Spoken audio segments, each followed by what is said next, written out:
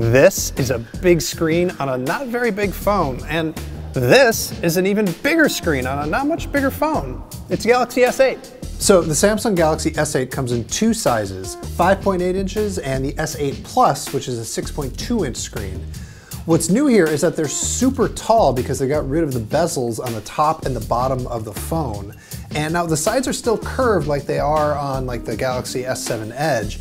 That's just the default way that these phones come now. Samsung's now calling it an infinity display, and I don't know, the curve is fine. I'm not picking up a lot of extra little taps. It looks really sharp, and it's got, you know, HDR color if you care about that sort of thing. What's interesting is they both have the same resolution, which is 2960 by 1440. But you know, Samsung makes great screens and these look great. Really, the thing that hits you hardest when you look at the hardware on this phone is that the whole thing just looks and feels really great. The seams are even harder to find than they are on the S7 Edge.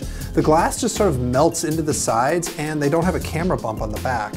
This, honestly, it feels like some of the best phone hardware I've ever used. It's way better than, say, the iPhone 7. So getting rid of those bezels on the top and the bottom means they had to make some changes. So you'll notice there's no home button here on the front. It's not on the back either. What there is like a virtual home button. Samsung has added some haptic feedback. It's kind of like Force Touch on the iPhone, but it's only right here at the very bottom. And so even if you don't see a software home button, you can still press hard on that area of the screen, and that is going to take you home. If you want to unlock the phone, you actually have 3 different ways you can do it now. Well, 4.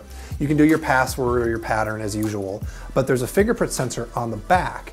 It is located right next to the camera, which is a little bit hard to reach and not great if you're left-handed.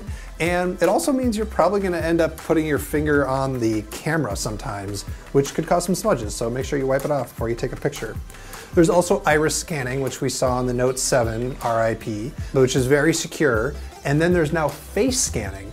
I don't think it's quite as secure as the iris scanning or the fingerprint sensor, but my God, is it fast. Like, look at how fast this thing unlocks. You blink and you miss it. You don't have to wait for it to scan your face at all. It just works. They're a little bit narrower than the Galaxy S7 and the S7 Edge, and they're just a little bit thicker, but not so much that you really notice it. What it means is that they can fit in a 3000 milliamp battery on the S8 and a 3500 one on the S8 Plus. That's not exactly pushing the limit in terms of battery capacity, but I have to imagine that Samsung isn't really interested in pushing the limit in battery capacity right now after what happened with the Note 7. They also do all the stuff that you normally expect from a Samsung phone. It's got IP68 waterproofing, there's 4 gigs of RAM, there's 64 gigs of onboard storage, and yes, there's expandable storage here, and yes, there is a standard 3.5mm headphone jack. One thing that Samsung didn't change is the camera. On the back, it's still a 12 megapixel sensor, although Samsung says it has improved the image processing software. We really like these cameras on the F7. I imagine they're gonna be just as good, probably a little bit better here on the S8. One thing that is new is the front-facing camera. It's now 8 megapixels and it has autofocus, which is pretty cool. When you're in the camera, you're gonna start to see one of the big things that's new in the S8. It's called Bixby and it's Samsung's intelligent agent. So let me just show you how it works in the camera to start. When you've got the camera app open, you can hit this button and then it'll go into Bixby mode and it's going to auto-detect whatever it sees on the screen. So if I pointed at some flowers, it's going to recognize that they're flowers and show me pictures of more flowers, or maybe let me go buy some flowers.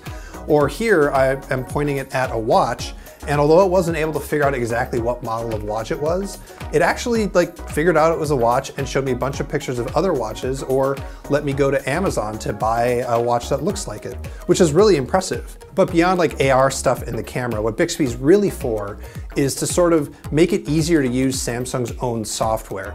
Their goal is to have anything that you would do by touching the phone, you can do by speaking to the phone. And so with any compatible app, it's of course starting on Samsung's apps. And the way that you trigger it is by holding down a side button, which is actually a really bold move. They've got a whole extra button here. And if Bixby turns out to not be that great, they've basically wasted part of the hardware of the phone on this thing. So we're gonna have to see, but unfortunately we weren't able to try Bixby yet. It is still, coming out when the phone comes out. They didn't have it here at the demo station. So pre-orders for the S8 and the S8 Plus begin on March 30th, and it goes on sale on April 21st. In the US, it's going to be available in 3 colors, black, gray, and silver. And I can't tell you the pricing yet because that's always up to the carrier. So you're just going to have to go see what Verizon or AT&T or T-Mobile or Sprint are going to charge you. For much, much, much more on everything Samsung announced today, you should check us out. We are The Verge.